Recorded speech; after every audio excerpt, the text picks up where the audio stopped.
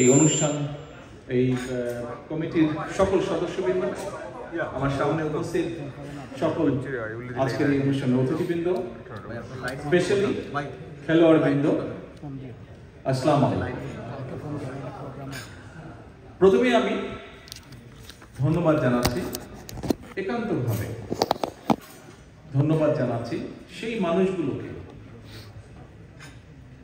শেখ নাসির সহ, শরফু সহ আরো যারা গত 15 বছর ধরে সামনে থেকে এবং পেছন থেকে বিভিন্নভাবে সহযোগিতা করেছেন আজকের এই অনুষ্ঠানটি হবার জন্য। গত 10 বছর ধরে যারা বিভিন্নভাবে সহযোগিতা করেছেন এই মানুষগুলোকে আজকের এই অনুষ্ঠানটি অনুষ্ঠিত হবার জন্য, তাদের প্রত্যেককে আমি একান্তভাবে ধন্যবাদ জানাচ্ছি। আমার পরিবারের কাছে কিভাবে কি হয়েছে এর মধ্যে আপনারা শুনেছেন, বিভিন্ন জনের বক্তব্য এখানে রেখেছেন, তাদের বক্তব্য থেকে আপনারা শুনেছেন কিভাবে এই সংগঠনটি ছোট ছোট গুটি গুটি পায়ে আমাদের এখানে এসে দাঁড়িয়েছে। বিভিন্ন মানুষ বিভিন্নভাবে তাদেরকে আজকে এখানে আসার জন্য সহযোগিতা করেছে। এই ঘটনাগুলো আপনারা বা যারা বক্তব্য রেখেছেন তাদের কাছ থেকে কম বেশি আপনারা শুনেছেন। কোকো সম্পর্কে বড় ভাই হিসাবে আমি একটাই কথা বলবো যে একজন বড় ভাই তার ছোট ভাই সম্পর্কে গর্ব করার মতন কম বেশি যা থাকে সবগুলোই আমার ছোট ভাই কোকো হয়েছে।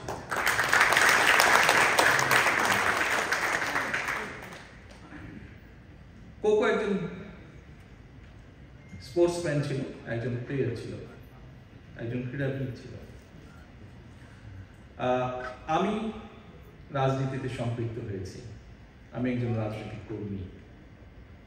কোকো ওর অবস্থান থেকে চেষ্টা করেছে বাংলাদেশের ক্রীড়া ব্যবস্থার জন্য যতটুকু অবদান রাখা সম্ভব সেটি করার চেষ্টা করেছে।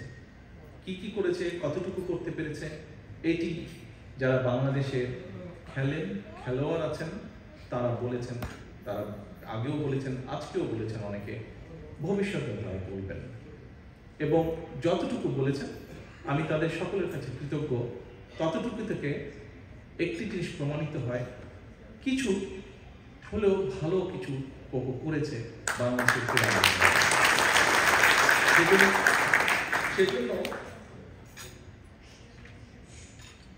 সেজন্য বড় ভাই হিসাবে আমি অত্যন্ত গর্ববোধ করি।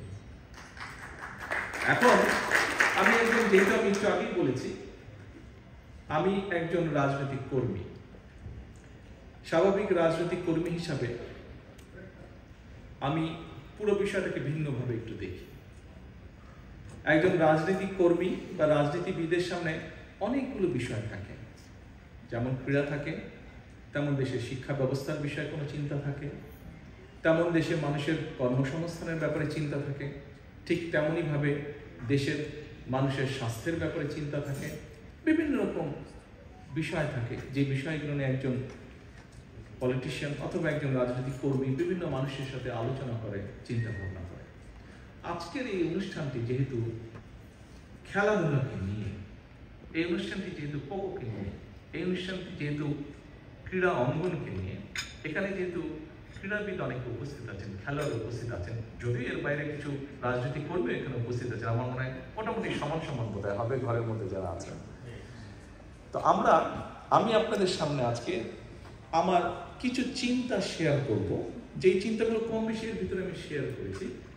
পলিটিক্যাল বক্তব্য না, ভয় পাওয়ার কিছু নেই। আমি আপনাদের সাথে কিছু শেয়ার করব যে আমি আগেই বলেছি যে আমার ছোট ভাই ছিল প্লেয়ার, একজন ক্রীড়াবিদ, একজন। আমি তা না, অনেক কিছুর সাথে আমি বাংলাদেশের আগামীতে যদি ইনশাল্লাহ আল্লাহর রহমতে বাংলাদেশের মানুষের সমর্থন নিয়ে আমাদের দল বিএনপি সরকার গঠনে সক্ষম হলে অনেকগুলো বিষয়ের পাশাপাশি কিভাবে বাংলাদেশের ক্রীড়াটাকে কম বেশি সাজাতে চাই, অথবা কিভাবে বাংলাদেশের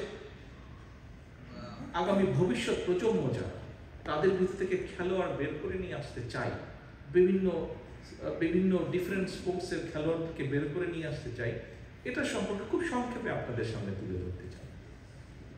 এখন গতকালকে বিকেলে আমিনুল আছে এখানে, ওর বক্তব্যটা আপনারা শুনেছেন। আমিনুল সহ আরো কয়েকজন ঢাকা থেকে এই অনুষ্ঠানে যোগদান এসে পড়েছিল। প্রায় বছরখানে 1.5-2 বছর আগে আমিনুল আরেকবার এসেছিল লন্ডনে। তখন এক ফাঁকে আমি ওর সাথে আলাপ করছিলাম, ঠিক একই আলাপগুলো প্রায় 1.5-2 বছর পরে গতকাল আবার আলাপ করছিলাম। সেই আলাপের বিষয়টা কি ছিল? সেই আলাপের বিষয়টা ছিল, আপনাদের নিশ্চয়ই মনে আছে যে বেশ কয়েক বছর আগে, এখন এই মুহূর্তে বোধহয় নেই সেটা, কয়েক বছর আগে বাংলাদেশে একটি অনুষ্ঠান হতো, খুব সম্ভবত একটি টিভি চ্যানেল এটি অনুষ্ঠানটি চালু করেছিল, তোমাকেই খুঁজছে বাংলাদেশ, একটা অনুষ্ঠান হতো টিভিতে। সেই অনুষ্ঠানে বিভিন্ন কালচারাল বিষয় আমাদের ভবিষ্যতে যারা নতুন প্রজন্ম, যারা ভবিষ্যৎ, তাদের ভিতর থেকে বের করে নিয়ে আসা হতো। কেউ হয়তো ভালো মিউজিশিয়ান, কেউ হয়তো ভালো গান গাইতে পারে, কেউ হয়তো ভালো কবিতা আবৃত্তি করতে পারে, এরকম কালচারাল যারা ভালো আছে এরকম খুঁজে ট্যালেন্ট খুঁজে নিয়ে আসা হতো। তা আমি আমিনুলের সাথে কয়েক বছর আগেও আলাপ করেছিলাম, গতকালকে আলাপ করছিলাম যে আমরা স্কুল থেকে, বিশেষ করে যদি আমাদের ভবিষ্যৎকে, আমি স্কুল কলেজ বলেছিলাম, আমিনুল আমাকে বলে যে ভাই আমরা স্কুলের মধ্যে থাকতে হবে, কারণ কলেজ হলে তারপরে করা যাবে, কিন্তু তারপরে কলেজ হলে একটা বয়সের একটা পর্যায়ে চলে যায়। কিন্তু আমরা যদি স্কুল থেকে ট্যালেন্ট হান্ট করি, যারা স্পোর্টসম্যান, কেউ হয়তো ফুটবলে ভালো, কেউ হয়তো টেনিসে ভালো, কেউ হয়তো ক্রিকেটে ভালো, কেউ হয়তো ভলিবলে ভালো, কেউ হয়তো বাস্কেটবলে ভালো, এভাবে আমরা স্কুলগুলো থেকে বের করে নিয়ে আসবো প্লেয়ারদেরকে। কিভাবে বের করতে আসবো, কিভাবে এদেরকে বের করবো, এটা আরো লম্বা বিষয়, অনেক প্ল্যানিং এর বিষয় আছে, কিন্তু সেটা আমরা করবো। আমাকেও বললো যে ভাইয়া এই মুহূর্তে বাংলাদেশে 5টা বলেছিলাম বিকেএসপি, 5টা বিভাগে আমাদের আছে, আমরা যদি চারটা বিভাগে আছে আমাদের, আমরা সবগুলো বিভাগে একটা করে বিকেএসপি করতে চাই। তা আমি আমিনুলকে বললাম যে আমাদের সবগুলো বিভাগে যদি বিকেএসপি করতে হয় আমাদের অনেক রিসোর্স লাগবে, এই মুহূর্তে হয়তো এত রিসোর্স না, তোমার যে 4টা আছে আমরা যদি সুযোগ পাই এই 4টাকে আমাদের ফাংশনাল করতে হবে, এই 4টাকে আমাদের ফাংশনাল করতে হবে। আমরা যদি এই 4টার মাধ্যমে যদি আমরা ট্যালেন্ট হান্ট করে নিয়ে আসতে পারি, ভালো খেলোয়াড় তৈরি করে নিয়ে আসতে পারি, তখন আমরা দেশের মানুষকে বলতে পারবো। আমরা যদি প্রেজেন্ট করতে পারি ভালো ভালো বিভিন্ন ডিফারেন্ট স্পোর্টসের ভালো ভালো ইয়েতে আমরা যদি খেলোয়াড় বের করে আনতে পারি, তখন আমরা জাতির সামনে উপস্থাপন করতে পারবো আরও কেন বিকেএসপি আমাদের দরকার, সেটি আমরা উপস্থাপন করতে পারবো। কিন্তু এখন এর মধ্যেই আমাদেরকে করতে হবে কাজ। এটি যেরকম একটা, আপনারা নিশ্চয়ই এর মধ্যে বিভিন্ন বক্তব্য শুনেছেন, আমরা বাংলাদেশের শিক্ষাটাকে, বিশেষ করে প্রাইমারি এবং সেকেন্ডারি স্কুলে যে শিক্ষাটা, এটাকে আমরা একটু ভিন্নভাবে সাজিয়ে তুলতে চাই। সেটি কি? সেটি হচ্ছে যে ছেলেমেয়েরা শুধু পড়ালেখা করবে, রাত দিন পড়ালেখা করবে, এটা কেমন হবে? খেলতেও তো হবে। কারণ খুব সিম্পল ব্যাপার, একটি মেডিকেল, আমি ডাক্তার না, আমার স্ত্রী ডাক্তার, তবে একটা সিম্পল ব্যাপার আছে, আপনি যখন ফিজিক্যালি নড়াচড়া করবেন খুব স্বাভাবিকভাবে আপনার বডিতে রক্ত চলাচল বাড়বে, এবং রক্ত চলাচল যত বাড়বে স্বাভাবিকভাবে আপনার ব্রেনে অক্সিজেন তত বেশি যাবে, ফ্রেশ হবে, আপনার চিন্তা শক্তি তত বাড়বে। অক্সিজেন যত বেশি মাথায় যাবে তত চিন্তা শক্তি বাড়বে। সেই জন্য খুব স্বাভাবিকভাবেই যেই ছেলেটা খেলাধুলা করবে তাকে যদি পড়ালেখারও ভালো সুযোগ করে দেওয়া যায়, তার কিন্তু পড়ালেখাটাও ভালো হবে। কাজেই পড়ালেখায় ভালো করতে হলে অবশ্যই খেলাধুলা করতে হবে, অবশ্যই। আমরা এখানে আজকে যারা আছি, আমরা এখানে যারা আজকে এই ঘরে উপস্থিত আছি, কম বেশি অনেকদিন ধরে আমার মতন আপনারা অনেকে লন্ডনে আছেন, বিভিন্নভাবে আপনারা আছেন। আমি কেন আছি কম বেশি আপনারা জানেন। যখন লন্ডন শহরের বিভিন্ন জায়গায় যাই তখন একটা জিনিস দেখলে মাঝে মাঝে একটু কষ্ট লাগে। আপনারা নিশ্চয়ই খেয়াল করেছেন যে প্রতি পাড়াতে বা প্রতি এরিয়াতে সুন্দর সুন্দর মাঠ আছে, গ্রিন সবুজ মাঠ, দেখলে মনে হয় মাঠের মধ্যে দৌড়াদৌড়ি শুরু করি। এবং অনেক মাঠ আছে যেগুলোর পাশে সুন্দর করে হয় আপনার বাস্কেটবল অথবা ভলিবল অথবা টেনিস কোর্ট অথবা বিভিন্ন রকম ব্যবস্থা করা আছে, বিভিন্ন স্পোর্টসের ব্যবস্থা করা আছে। দেখলে মাঝে মাঝে একটু হিংসা হয়, খারাপও লাগে, আচ্ছা ভাই আমরা কেন এরকম করতে পারবো না। আমার খুব ইচ্ছা আছে যে ইনশাল্লাহ আল্লাহর মধ্যে সুযোগ পেলে ঢাকা শহরে আমাদের 100টা ওয়ার্ড, আমরা কি একটা জিনিস করতে পারি না? আমরা যদি একটা পরিকল্পনা গ্রহণ করি, অন্তত প্রতি দুটো ওয়ার্ডের মাঝখানে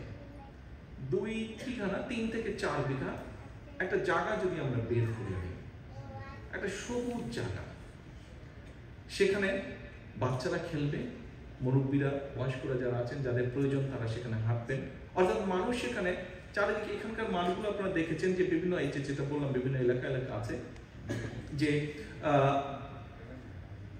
মাঠগুলো সুন্দর মোটামুটি চারকোনা এবং চারদিকে বড় বড় গাছ লাগানো, অর্থাৎ মানে বুক ভরে শ্বাস নেওয়া যায়। ঠিক এরকম একটা চিন্তা আছে যে এখন যে আমরা ছেলেদেরকে বলছি, ছেলে মেয়েদেরকে বলছি যে খেলাধুলা করতে হবে, বাচ্চারা খেলবেই বা মাঠই তো নাই, জায়গা দিতে হবে, খোলা জায়গা দিতে হবে যেখানে বাচ্চারা যাবে। আমরা অনেক সময় শুনি আত্মীয় স্বজন বিভিন্ন পরিবার পরিজন বলে এ বাচ্চারা সারাদিন শুধু ফোন নিয়ে খেলছে। আরে ভাই, বাচ্চাদেরকে তো মাঠ করে দিতে হবে, তাহলেই ওরা খেলবে। মাঠের ব্যবস্থা নাই বলেই তো ওরা আজকে সারাক্ষণ ঘরে বসে আছে, সারাক্ষণ ইন্টারনেটের মধ্যে আছে। তো এরকম একটি চিন্তা ভাবনা আছে। যে কথাটি বলছিলাম যে স্কুলের সিলেবাসটাকে ঢেলে সাজাতে চাই। কেমন? আমাদের স্কুলে কম বেশি বিভিন্ন রকম সাবজেক্ট আছে, বাংলা আছে, ইংরেজি আছে, অঙ্ক আছে, বিজ্ঞান আছে, যেটাই হোক সাবজেক্ট আছে। প্রত্যেকটা সাবজেক্টে হয়তো কম বেশি মার্কিং থাকে। কত মার্কিং থাকে? 100 মার্কিং। এখন আমরা 100 মার্কিং থেকে কিছু কিছু মার্কিং বের করে আনতে চাই। অবশ্যই স্পেশালিস্ট আছে, ওনাদের সাথে আমরা আলাপ করবো, বাট আমাদের প্রাইমারি চিন্তাটা এখন এই মার্কিংটা বের করে নিয়ে এসে আমরা বিভিন্ন জিনিস ওখানে ইন্ট্রোডিউস করতে চাই। যেমন সেভ হয় না Bangla first paper, Bangla first পেপারে 100 মার্ক আছে। 100 মার্ক থেকে যদি ওটাকে 80-তে নিয়ে আসেন, 20 মার্ক বের করে নিয়ে আসেন। আচ্ছা, এই 20 মার্কটা কোথায় দিবে না? ধরেন আমরা যেটা অলরেডি এর মধ্যে বলেছি যে বাচ্চাদেরকে আমরা সেকেন্ড ল্যাঙ্গুয়েজ, থার্ড ল্যাঙ্গুয়েজ শেখাবো, ল্যাঙ্গুয়েজ এডুকেশন। ঠিক এইভাবে কম্পালসারি করে দিব। হয়তো ধরেন 5টা আইটেম স্পোর্টসের আমরা করে দিলাম, 6টা আইটেম করে দিলাম। যেই বাচ্চার যেটা পছন্দ সে সেই স্পোর্টসটা নেবে, কিন্তু স্পোর্টস ওকে করতেই হবে। Basketball, it can be volleyball, it can be cricket, whatever it is, তাকে একটা স্পোর্টস করতেই হবে। ছেলেদের এবং মেয়েদের সবাইকে স্পোর্টস করতে হবে, কারণ ঘরে বসে রাখতে চায় না বাচ্চাদের। এবং ওখান থেকে ওই যে বলছিলাম আমলের সাথে কথা, যেমন বলছে ভাইয়া বাচ্চাদের ভিতর থেকে স্কুল লেভেল থেকে আমাদেরকে ট্যালেন্ট হান্ট করে নিয়ে আসতে হবে। এটার লং টার্ম যেটা টার্গেট, আমাদের লং টার্ম যেটা আমরা চিন্তা করছি, ধরেন আমরা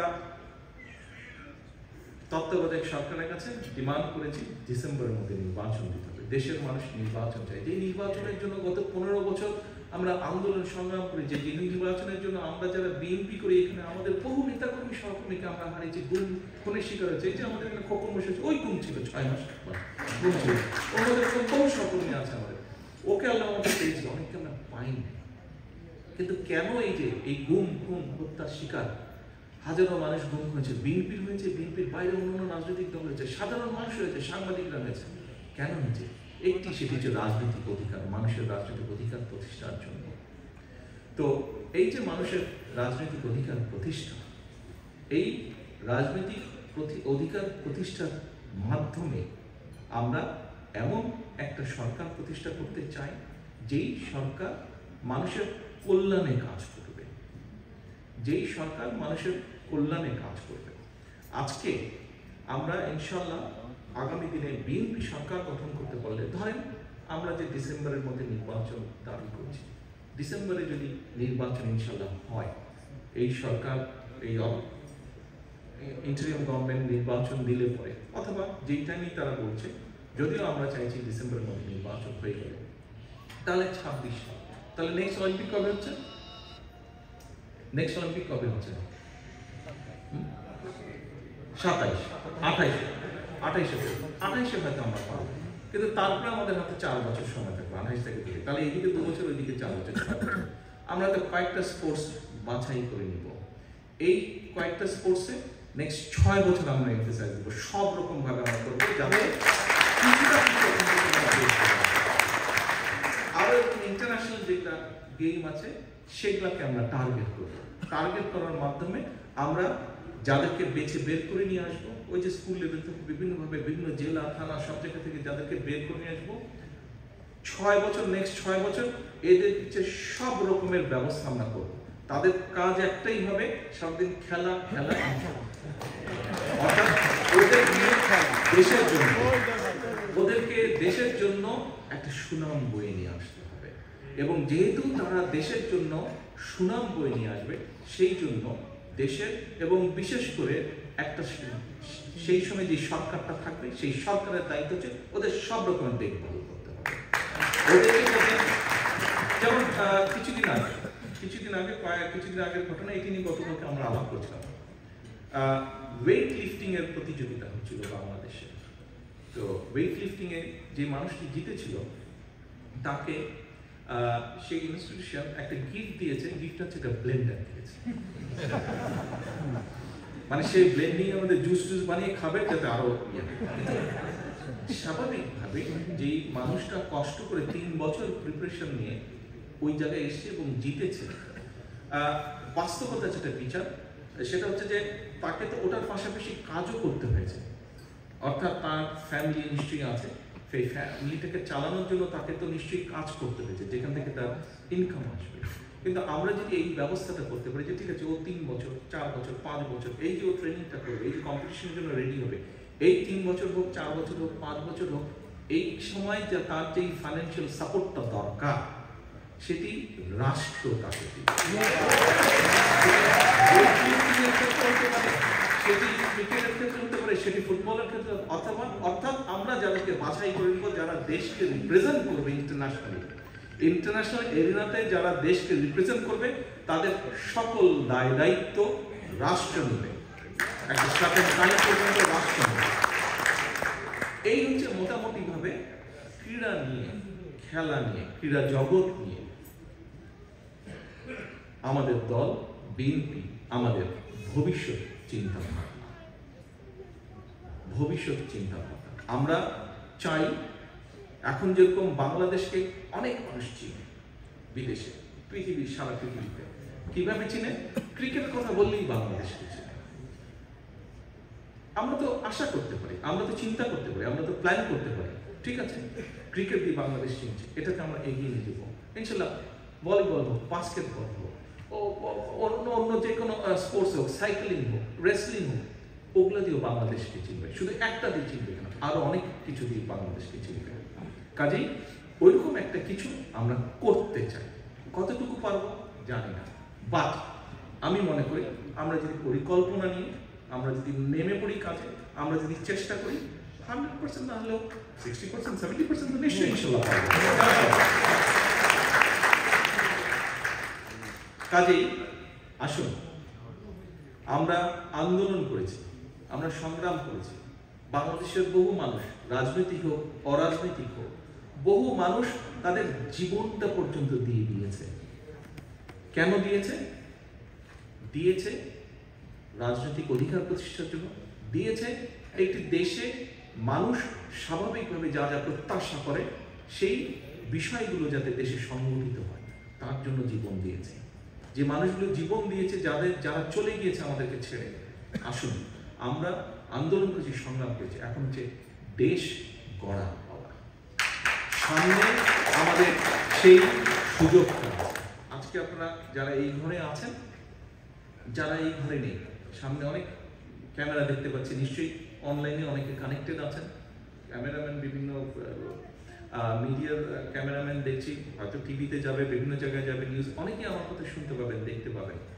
প্রত্যেকের কাছে আমার আহ্বান, প্রত্যেকের কাছে আমার অনুরোধ, আমরা আন্দোলন করেছি, সংগ্রাম করেছি, আমরা একটি জায়গায় এসে দাঁড়িয়েছি। সামনের সময়টি হচ্ছে সকলে মিলে কাঁধে কাঁধ রেখে দেশটাকে গড়তে হবে। আমাদের মধ্যে বিভিন্ন বিষয়ে মত পার্থক্য থাকতেই পারে, থাকাটাই স্বাভাবিক, গণতন্ত্রে সেটাই স্বাভাবিক। কিন্তু দেশের ক্রীড়াঙ্গনকে আন্তর্জাতিক স্থানে নিয়ে যাওয়া, দেশের মানুষকে নিরাপত্তা দেওয়া, দেশের বেকারদের কর্মসংস্থান করা, দেশে আইনি শাসন প্রতিষ্ঠা করা, এরকম যে বিষয়গুলো, এটাতে নিশ্চয়ই কারো দ্বিমত থাকবে না। কাজেই এই কাজগুলো, এরকম আরো কাজ আছে, দেশের মানুষের স্বাস্থ্যের সকলের জন্য মিনিমাম একটা স্বাস্থ্যের ব্যবস্থা করা, এটাতে কারো দ্বিমত থাকবে না। কাজে আসুন এইগুলো যাতে আমরা সকলে মিলে, সকল রাজনৈতিক দল একসাথে মিলে আমরা কাঁধে কাঁধ মিলিয়ে কাজ করতে পারি, দেশটাকে গড়তে পারি, দেশটাকে সুন্দরভাবে সামনে এগিয়ে নিয়ে যেতে পারি। আজকে আরাফাত রহমান কোকো মেমোরিয়াল ট্রাস্টে এই হোক আমাদের প্রত্যাশা।